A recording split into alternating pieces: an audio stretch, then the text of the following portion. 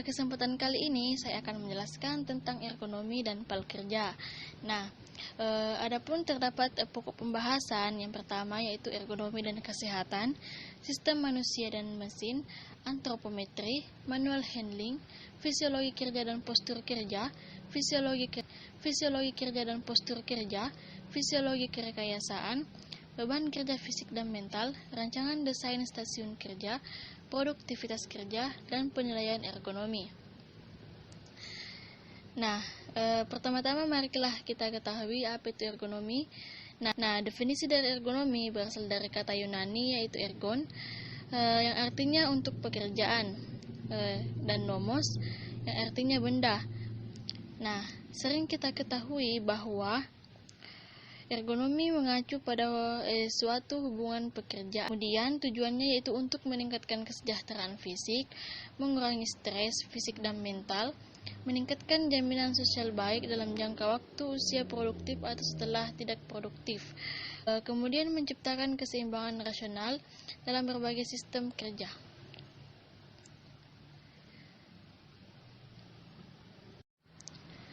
Adapun pengertian ergonomi menurut beberapa ahli. Nah, yang pertama yaitu didefinisikan oleh para profesional di bidangnya. Antaranya seperti ergonomi adalah ilmu atau disiplin multidisiplin yang bertujuan untuk mengoptimalkan kerja tubuh manusia di tempat kerja sehingga terdapat workstation, metode, dan lingkungan kerja yang terjamin dan menyenangkan dan efektif. Kemudian ergonomi adalah studi tentang perilaku manusia dalam kaitannya dengan penerapan di lingkungan tempat kerja. Sedangkan menurut ILO menyatakan bahwa ergonomi menggambarkannya sebagai studi tentang biologi manusia dan bagaimana menghubungkannya dengan pengetahuan teknis bagi pekerja dan lingkungannya untuk mencapai produktivitas kerja. Nah, dalam ergonomi juga itu terdapat komponen. Nah, komponen utama yaitu tentu itu manusia, mesin, dan lingkungan yang saling berinteraksi satu dengan yang lainnya. Kemudian ruang lingkup. Nah, ergonomi adalah cabang ilmu yang multidisiplin, mencakup sejumlah disiplin akademik maupun profesional. Ruang lingkup juga itu mencakup penyebaran pengetahuan, prinsip dan gagasan, di mana setiap cabang pengetahuan yang bersangkutan. Kemudian sasaran ergonomi dalam sektor modern atau formal dan sektor tradisional atau informal. Kemudian manfaat ergonomi bagi kesehatan juga banyak, di mana yaitu seperti kenyamanan saat bekerja. Pekerjaan akan diselesaikan dengan cepat, risiko kecelakaan yang sangat kecil, penyakit akibat kerja kecil, dan gairah atau kepuasan kerja itu sangat tinggi. Pokok pembahasan kedua yaitu sistem manusia dan mesin. Nah, seperti yang kita ketahui bahwa di tempat kerja itu manusia dan mesin sangat berkaitan. Perlu kita ketahui dalam manusia dan mesin itu terdapat yang sistem display dan sistem kontrol. Nah, display atau biasa disebut sebagai alat peraga, di mana merupakan bagian dari lingkungan yang memberikan informasi kepada pekerja atau tugas, di mana pekerja itu akan menyelesaikan tugasnya dengan sangat lancar. Kemudian manusia juga menerima informasi dari lingkungan baik secara langsung seperti melihat jalan, mendengar deruman mesin, kemudian tak langsung itu seperti temperatur ruangan, tekanan pada tangki. Nah, display secara modalitas juga itu dapat dibedakan menjadi 3 kategori. Yang pertama yaitu visual display.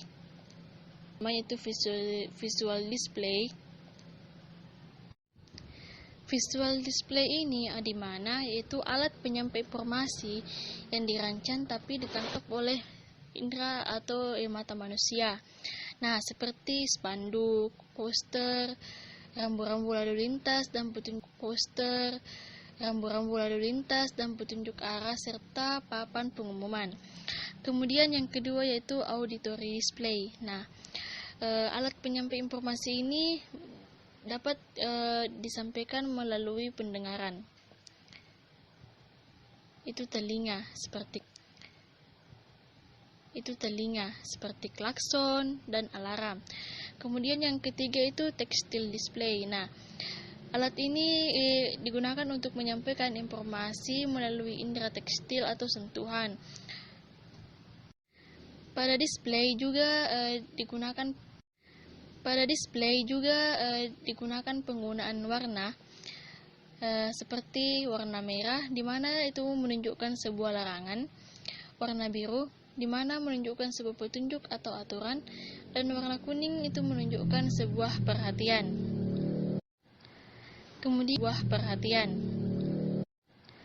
Kemudian pada display juga terdapat pencahayaan, di mana pencahayaan dalam ruangan telah diatur dalam regulasi yang tertuang dalam Keputusan Menteri Kesehatan Republik Indonesia Nomor 1105/Mengkes/SK/11/2002. Kemudian melalui Peraturan Menteri Kesehatan Republik Indonesia Nomor 70 Tahun 2016 tentang standar dan persyaratan kesehatan kerja di lingkungan industri.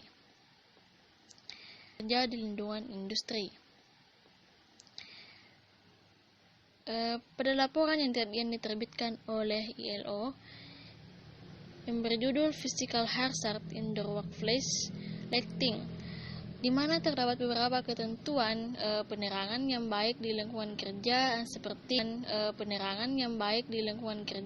seperti manfaatkan cahaya siang hari di tempat kerja. Kemudian pilih latar belakang visual yang sesuai seperti dinding, langit-langit. Kemudian pilih tempat kerja terbaik berdasarkan sumber cahaya dan hindari silau. Gunakan pencahayaan tambahan yang paling sesuai, hindari bayangan, dan lakukan pembersihan dan pemeliharaan lampu dan jendela secara rutin. Pencahayaan di ruangan kerja itu juga dapat berefek pada intensitas penerangan yang kurang atau maupun berlebihan itu terhadap kesehatan itu dapat seperti kelelahan mata dengan ditandai dengan iritasi pada mata, penglihatan kita itu menjadi ganda atau kembar. Kemudian daya akomodasi menurun, seperti dapat menyebabkan sakit kepala, ketajaman melihat menurun, kepekaan kontras dan kecepatan persepsi menurun. Kemudian kelelahan pada syaraf juga itu ditandai dengan organ tubuh yang lamban, gangguan pada fungsi motorik dan psikologis. Selanjutnya yaitu pendengaran. Nah, kebisingan merupakan semua suara yang tidak diinginkan bersumber dari suara alat-alat pada proses produksi ataupun alat-alat kerja tertentu, di mana dapat menimbulkan gangguan pada pendengaran.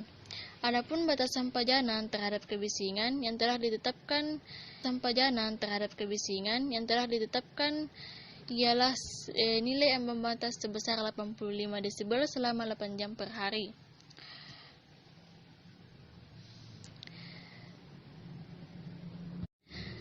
Adapun sumber kebisingan dapat dilihat dari sifat seperti sumber kebisingan statis, misalnya pabrik, mesin. Kemudian sumber kebisingan dinamis seperti mobil, pesawat terbang, dan kapal laut. Selanjutnya yaitu sistem kontrol. Nah, kontrol juga dapat kita ketahui sebagai alat penggerak dalam standar ISO mengirim input ke bagian dari peralatan. Kontrol adalah alat atau mekanik, elektromekanik, yang mengkonversikan output dari manusia menjadi input bagi manusia. Kemudian, menurut Sanders dan M. Cromie, mencirikan tindakan kontrol sebagai berikut, seperti mengaktifkan atau mematikan peralatan, seperti dengan mengunci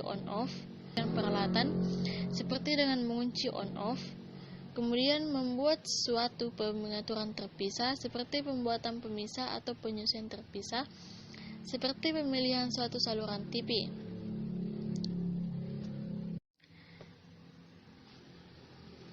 Adapun mekanisme dan display kontrol, di mana display mencatat dan memberikan informasi, kemudian operator menyerap input secara visual lalu menginterpretasikan input tersebut. Kemudian operator tersebut itu membuat keputusan dan mengkomunikasikan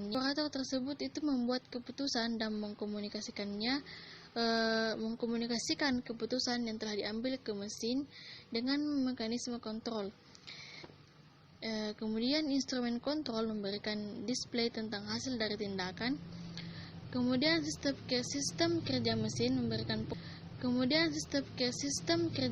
memberikan proses kegiatan sesuai dengan yang telah diprogramkan. Adapun posisi atau postur tubuh saat bekerja yang secara ergonomis itu tidak membungkuk. Kemudian posisi ekstensi tangan atau lengan yang terus-menerus baik ke depan maupun ke samping. Kemudian selalu usahakan agar bekerja sambil duduk. Kemudian kedua lengan harus bergerak bersama-sama atau dalam arah yang berlawanan. Selanjutnya yaitu penilaian ergonomi menurut metode Hirsch. Nah, perlu kita ketahui bahwa Hirsch adalah singkatan dari Hazard Identification, Risk Assessment, and Risk and Control,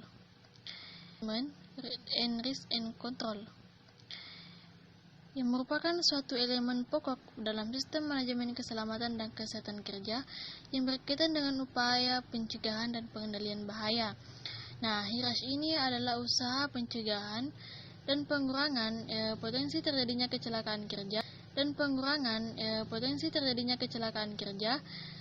menghindari dan meminimalkan risiko yang terjadi secara tepat dengan cara menghindari kecelakaan kerja serta pengendaliannya dalam rangka melakukan proses kegiatan sehingga prosesnya menjadi aman.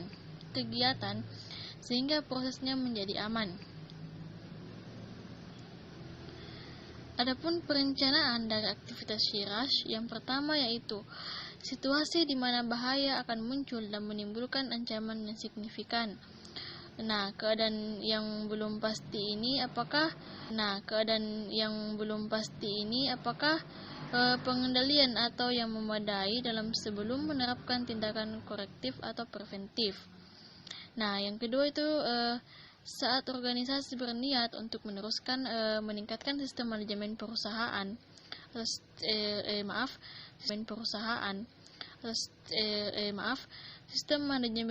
keselamatan, di mana ini menjadi tugas pemilik untuk menetapkan personil terlatih sebanyak 20 dalam memimpin karyawan yang terkait dengan posisi tertentu atau kegiatan untuk menerapkan Hirsch. Nah, kemudian adapun proses Hirsch yang pertama yaitu mengklasifikasikan kegiatan kerja, mengidentifikasi bahaya, melakukan penilaian risiko, kemudian memutuskan risiko yang dapat ditolerir dan menerapkan risiko yang dapat ditolerir dan menerapkan langkah-langkah pengendalian yang jika diperlukan. Nah, terdapat juga keuntungan Hirsch. Yang pertama, kita tuh bisa lebih memahami tahapan kerja dan bahayanya. Kemudian untuk mengetahui lebih awal bahaya terkait dengan pekerjaan yang akan kita lakukan. Perbandingan Hirash dengan JSA itu dapat dinilai dari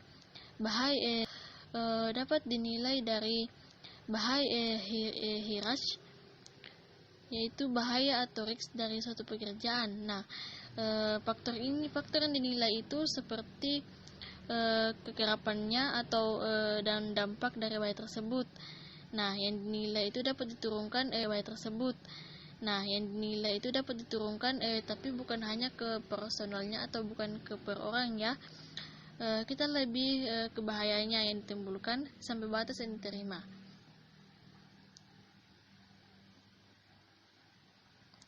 Nah, proses pengendaliannya itu secara menyeluruh.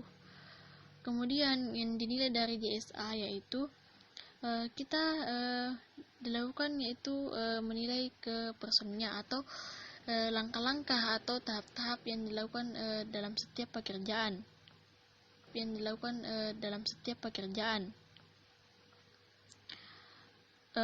Dan kita juga itu melihat perilaku para pekerja, apakah dapat fokusnya itu pengendalian bahaya lebih ke APD dan alat keselamatan.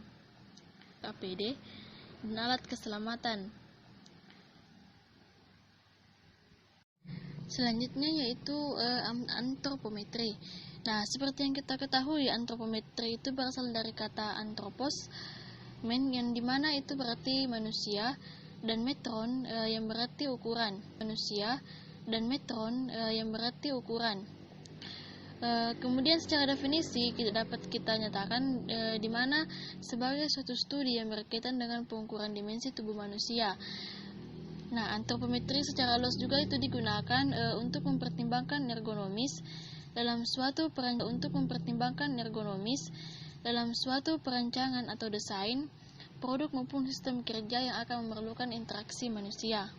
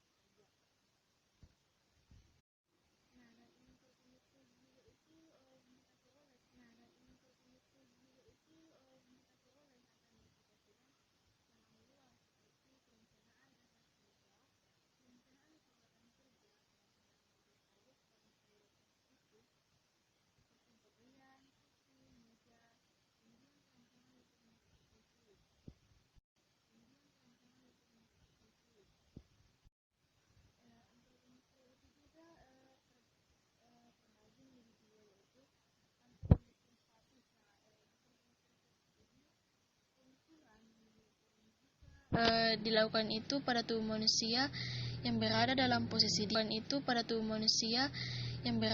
posisi diam. Kemudian dimensi yang kita ukur itu pada antropometri statis diambil secara linier atau lurus dan dilakukan pada permukaan tubuh. Kemudian antropometri dinamis itu pengukuran dimensi tubuh manusia diukur dalam berbagai posisi tubuh yang sedang bergerak sehingga lebih kompleks. Nah, pengukuran juga ini sangat sulit untuk diukur. Kemudian faktor yang mempengaruhi dimensi tubuh manusia itu seperti umur. Nah, di mana umur itu tentu pada ukuran tubuh manusia yang akan berkembang pada saat lahir sampai kira-kira berumur 20 tahun. Nah, untuk pria dan 17 tahun untuk wanita. Kemudian di mana manusia juga itu akan berkurang ukuran tubuhnya saat berusia 60 tahun ke atas atau lansia. Nah, faktor kedua yaitu ada jenis kelamin. Tentu kita ketahui bahwa pada umumnya itu pria memiliki dimensi tubuh yang lebih besar kecuali dada dan pinggul dibanding dengan wanita. Kemudian terdapat faktor yang ketiga itu suku. Suku bangsa. Nah, tentu suku bangsa itu sangat beragam, di mana variasi dimensi akan terjadi karena pengaruh etnis. Selanjutnya yaitu pekerjaan. Nah, aktivitas kerja yang kita lakukan sehari-hari. Aktivitas kerja yang kita lakukan sehari-hari itu dapat menyebabkan perbedaan ukuran dan tubuh manusia. Seperti perbedaan pada seorang yang bekerja di perusahaan dan seseorang yang bekerja di pertambangan. Tentu dapat kita lihat bahwa potensi kerjanya itu lebih tinggi atau lebih berat di daerah pertambangan dibanding dengan karyawan yang bekerja di sebuah perusahaan. Kemudian terdapat faktor khusus juga yang dimana mempengaruhi dimensi tubuh. Seperti seseorang yang mengalami cacat tubuh. Kemudian tebal tipis pakaian yang dikenakan. Ini juga itu dapat disebabkan karena faktor iklim yang secara terus berganti. Kemudian seseorang yang mengalami kehamilan. Manfaat antropometer ini juga terdapat bagi tenaga kerja, di mana dapat melindungi kesehatan dan keselamatan kerja serta kenyamanan para pekerja. Kemudian bagi alat kerja yaitu relatif lebih aman. Kemudian produktivitas, kualitasnya dan kuantitasnya lebih baik. Kemudian produknya yaitu lebih berkualitas. Selanjutnya itu terkait dengan manual handling. Nah, seperti manual handling adalah manual handling berhubungan dengan pemindahan beban kerja, di mana pekerja itu menggunakan gaya otot untuk mengangkat, menurunkan, mendorong atau menarik, membawa dan menggerakkan objek, menggenggam objek.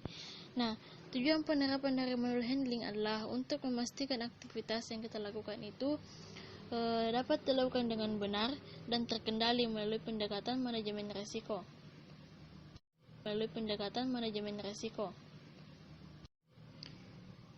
Faktor risiko dari manual handling, adapun yang pertama yaitu radang otot atau keseleo, gangguan sendi, muskuloskeletal, cedera pada jaringan lunak seperti saraf, dan sakit kronis.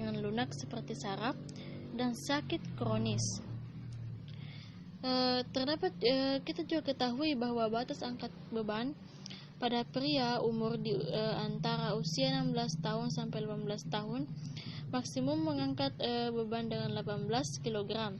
Kemudian pria pada usia lebih dari 18 tahun maksimum mengangkat beban seberat 45 kg. Kemudian pada wanita usia di antara 16 tahun sampai 18 tahun maksimum mengangkat beban seberat 11 kg. Kemudian wanita usia lebih dari 18 tahun maksimum mengangkat beban berat seberat 16 kg. Kemudian terdapat upaya pengendalian. Manual handling dapat dilakukan dengan secara ergonomis di setiap lokasi kerja, di mana faktor-faktor yang perlu dipertimbangkan dalam aktivitas manual handling. Yang pertama yaitu tentu manusia, lingkungan kerja, dan manajemen kerja. Selanjutnya itu fisiologi kerja dan postur kerja. Nah, kita ketahui bahwa fisiologi kerja adalah salah satu cabang ilmu ergonomi yang fokus membahas tentang pengukuran energi yang dikeluarkan atau energi yang dikonsumsi oleh manusia dalam keadaan beraktivitas atau dalam melakukan sebuah pekerjaan.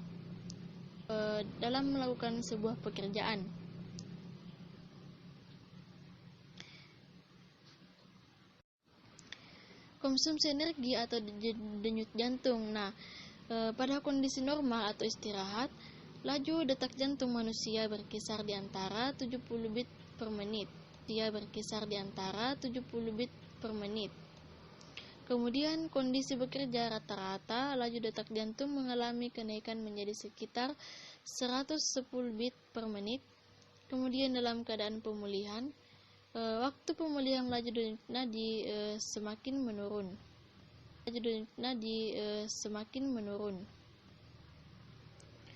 Kemudian alat ukur yang digunakan untuk konsumsi energi dan laju detak jantung yaitu kardiotarsiometer dan pulse meter. Dapat juga dilakukan secara manual yaitu dengan meraba denyutan pada arteri radialis.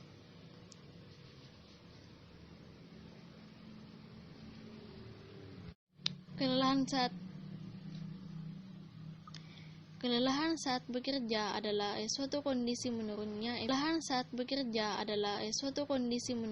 efisiensi terjadi pada syaraf dan otot manusia, performa kerja, dan berkurangnya kekuatan dan ketahanan tubuh untuk bekerja sehingga tidak dapat berfungsi lagi sebagaimana mestinya. Kemudian terdapat faktor-faktor yang mempengaruhi kelelahan seperti usia, lingkungan fisik kerja, beban kerja atau fisik mental, jenis kelamin, dan kemonotonan pekerjaan dalam lingkungan kerja yang tetap.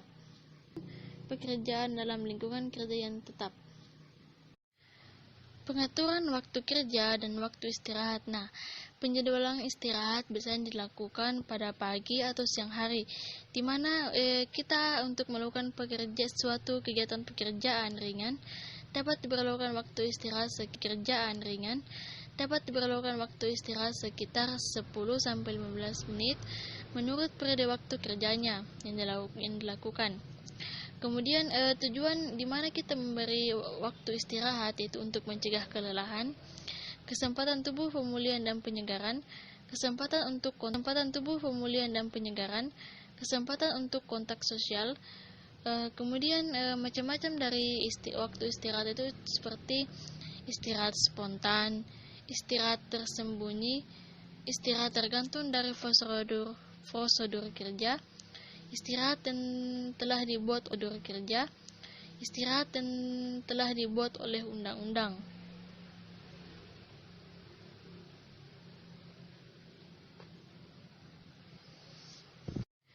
Kemudian definisi dari postur kerja yaitu posisi di mana tubuh selama melakukan aktivitas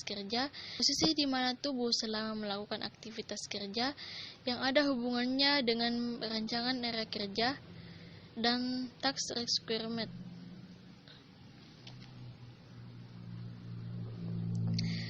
Postur kerja merupakan suatu yang dijadikan titik penentu dalam melakukan analisis keefektifan terhadap suatu pekerjaan. Postur kerja yang dilakukan oleh pekerja harus dengan secara ergonomis, maka dapat dipastikan hasil yang diperoleh oleh para pekerja tersebut dengan baik. Kemudian postur kerja ergonomis pada sikap duduk dan sikap berdiri. Yang pertama itu postur kerja ergonomis pada sikap duduk. Nah, sikap duduk yang benar adalah sebaiknya duduk dengan posisi yang tidak membungkuk dan menggunakan kursi yang memiliki sandaran dan alas kaki yang empuk. Alas kursi yang empuk. Kemudian postur kerja yang ergonomis pada saat kita berdiri. Nah, di mana pada posisi berdiri ukuran tubuh kita itu sangat penting dalam bekerja adalah tinggi badan, tinggi bahu, tinggi siku, tinggi pinggul, dan panjang lengan. Pada pekerjaan manual yang kita lakukan itu dengan posisi berdiri seperti tinggi meja, kerja sebaiknya 5-10 cm di bawah tinggi siku kita.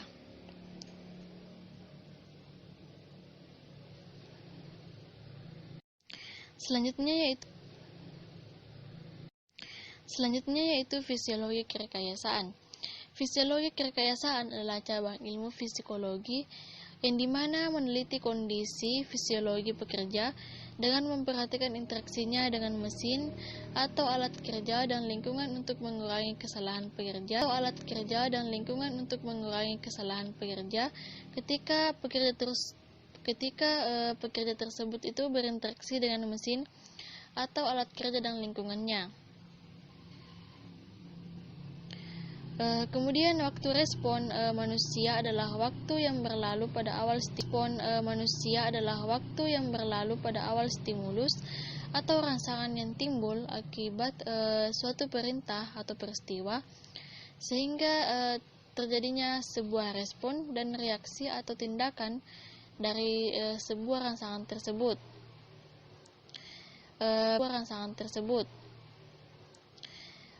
Faktor-faktor yang mempengaruhi waktu respon manusia seperti jenis kelamin, suhu tubuh, tangan dominan, umur, kelelahan, latihan, dan jenis stimulus. Analisa dari gerak dan waktu merupakan analisis terhadap bagian tubuh pekerja dalam melakukan suatu pekerjaan, di mana agar gerakan yang kita lakukan itu dapat efektif, gerakan yang kita lakukan itu tidak efektif, dapat dikurangi sehingga waktu yang kita butuhkan itu untuk melakukan sebuah pekerjaan tidak lebih dari perkiraan dan dapat mengurangi kelelahan kerja. Kemudian memori dari jangka pendek merupakan informasi terbatas yang diterima dalam waktu sekejap, yang tersimpan sementara dalam pikiran dan dapat diakses dengan mudah.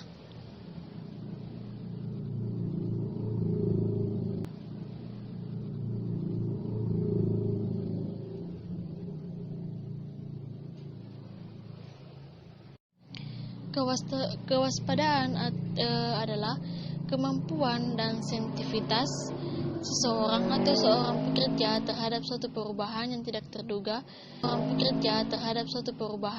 terduga, baik di lingkungan kerja dengan perlunya kesiapsiagaan untuk bersikap waspada yang dapat berubah seiring berjalannya waktu. Selanjutnya yaitu beban kerja fisik dan mental. Perlu kita ketahui bahwa beban kerja adalah keadaan di mana banyak atau sedikit suatu tugas yang diberikan kepada pekerja dan memberikan pengaruh terhadap kinerja tersebut.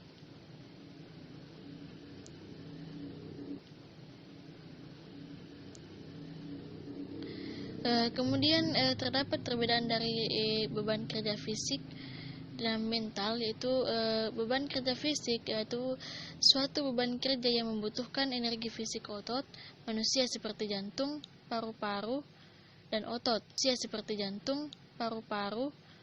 otot. Kemudian beban kerja mental yaitu perbedaan antara tuntunan kerja Adam mental dengan kemampuan mental yang dimiliki oleh pekerja yang bersangkutan. Musculoskeletal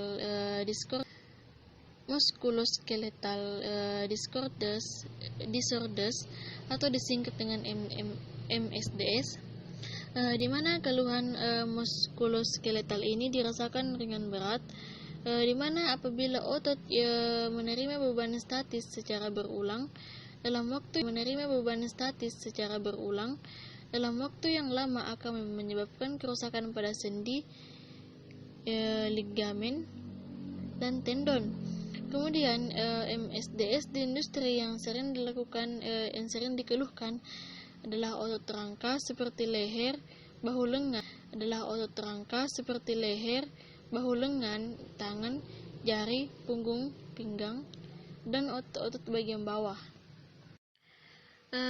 Penyebab dari MSDS adalah peregangan otot yang berlebihan, seperti cedera otot skeletal,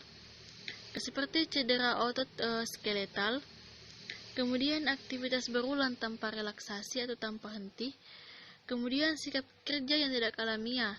Nah, semakin jauh posisi tubuh dari pusat atau gravitasi tubuh, menjadi ketidaksesuaian antara alat dan stasiun kerja dengan ukuran tubuh pekerja.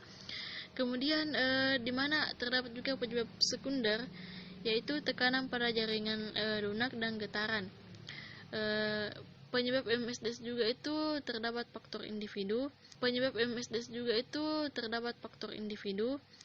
Yang pertama yaitu umur, seks, kebiasaan merokok, kesegaran jasmani, kekuatan fisik, dan ukuran tubuh. Terdapat juga cara mencegah terjadinya MSDS. Yang pertama itu rekayasa teknik, meliputi eliminasi, substitusi, dan ventilasi. Kemudian rekayasa manajemen, yang pertama itu diklat, pengaturan waktu kerja dan pengawasan yang intensif. Yang terakhir itu tentu kita akan melakukan pemakaian APD atau alat pelindung diri. Selanjutnya yaitu rancangan desain stasiun kerja. Nah, hal-hal yang perlu diperhatikan dalam desain stasiun kerja yang pertama yaitu sikap posisi pekerja, antropometri dan dimensi ruangan kerja, kondisi lingkungan kerja, efisiensi ekonomi gerakan dan peraturan fasilitas kerja. Yang kemudian yang terakhir yaitu energi kerja yang dikonsumsikan. Merancang penyangga lumbar pada posisi duduk, di mana pendekatan ini menekankan pada ketentuan dari sandaran punggung yang dapat disetel untuk menyangga daerah lumbar atau daerah yang lebih rendah pada tulang belakang. Nah, pendekatan ini dapat mengurangi usaha otot yang diperlukan untuk menjaga suatu sikap tubuh yang kaku atau tegang. Nah, hal ini juga dapat mengurangi kecelakaan kerja, yaitu kecenderungan tulang belakang ke arah membentuk kifosis. Nah, sandaran kursi juga itu dapat menstabilkan sikap duduk dan menghasilkan suatu reaksi terhadap gerakan yang agak sedikit mendorong ke depan selama bekerja. Persyaratan adanya bantalan punggung akan bermanfaat untuk mengatasi sakit punggung.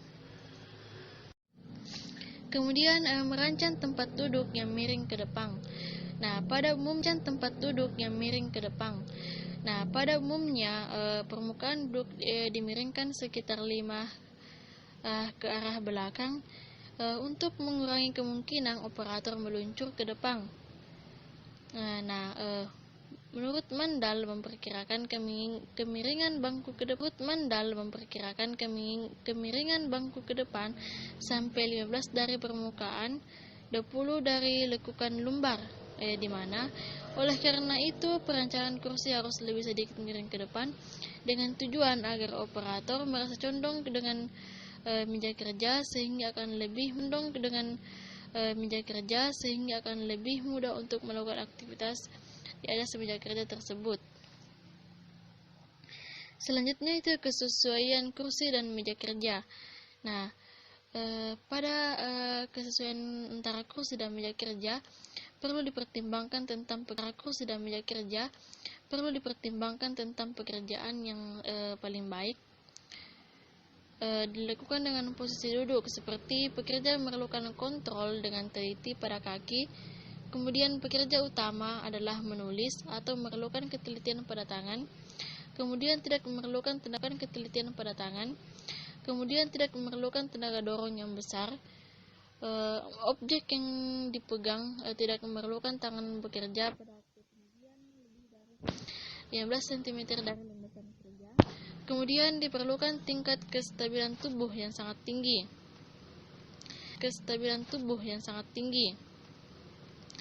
Pekerjaan dilakukan pada waktu yang lama. Seluruh objek yang dikerjakan masih dalam jangkauan dengan posisi duduk. Pada pekerjaan yang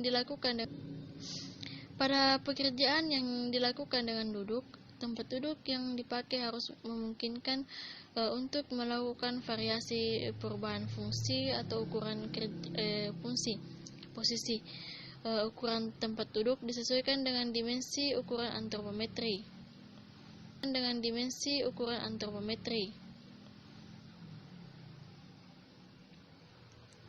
Adapun ukuran untuk kursi pekerja sambil duduk dengan ketinggian pada pria yaitu 550 tinggi lutut tambah 25 lutut tambah 25 sepatu dan 25 kelonggaran sama dengan 600 mm. Kemudian pada wanita yaitu 540 tinggi lutut plus 40 sepatu plus 25 kelonggaran.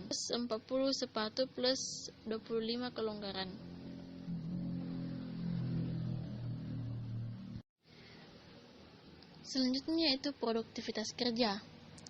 Nah, produktivitas kerja merupakan perbandingan hasil dari kinerja yang aktual atau output dan kinerja yang aktual atau output dan pengorbanan atau input yang dimana dikeluarkan seseorang atau organisasi untuk melakukan pencapaiannya.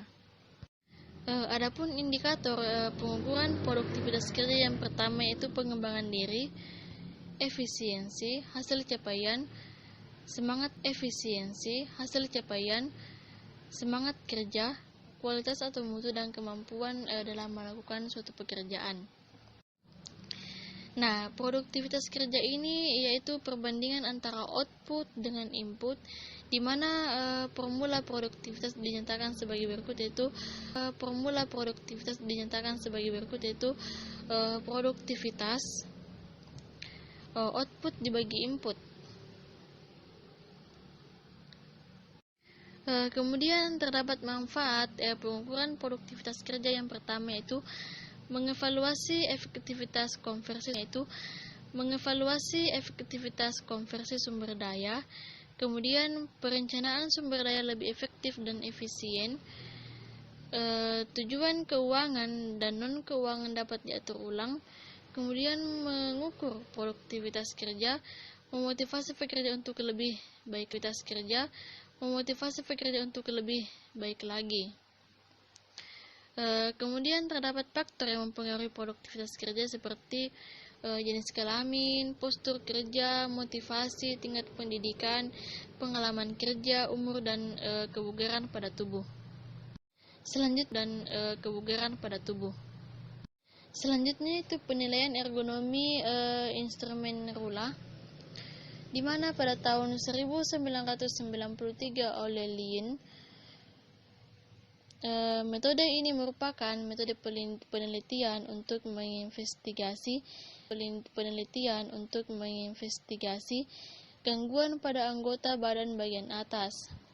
Nah, menurut Trianto bahwa rula merupakan metode yang dikembangkan dalam bidang ergonomi yang menilai posisi kerja yang dilakukan oleh tubuh bagian atas. Nah, kemudian tujuan dari pengukuran menggunakan metode rula ini yaitu untuk melakukan perhitungan dan analisis terhadap tubuh manusia bagian atas. Kemudian secara umum rula juga dapat menghubungkan antara sudut yang membentuk pada postur tubuh subjek dengan bobot yang berada pada tabel. Kemudian rula juga dapat dilakukan untuk mengetahui dan mengurangi resiko postur kerja yang tidak baik di mana sehingga kesehatan para pekerja terganggu karena postur yang menyebabkannya musculoskeletal disorders.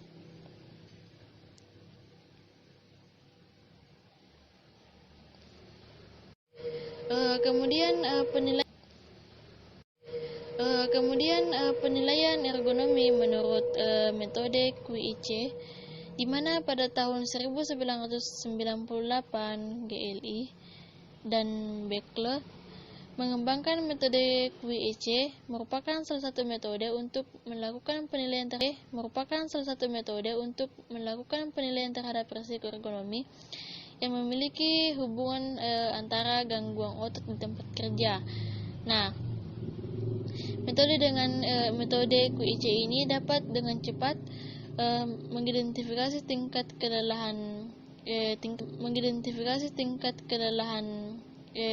keluhan panggung, bahu, lengan, dan pergelangan tangan dan leher. QIC juga itu digunakan untuk menganalisis suatu pekerjaan yang mempunyai potensi risiko pada gangguan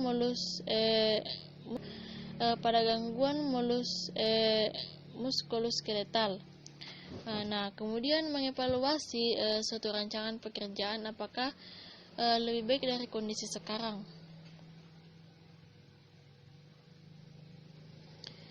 Selanjutnya itu postur kerja dengan menggunakan metode OWASP. Pada tahun 1970, Karhu dan kelompoknya menganalisis dan mengkaji metode OWASP tentang pengaruh postural stres. Nah, metode OWASP ini juga merupakan salah satu metode ergonomi yang dimana dilakukan untuk mengevaluasi postural stres yang terjadi pada seseorang ketika sedang melakukan pekerjaan yang dapat mengakibatkan musculoskeletal disorders. Kemudian output dari metode OWASP yaitu bagian punggung, tangan dan kaki dan berat badan.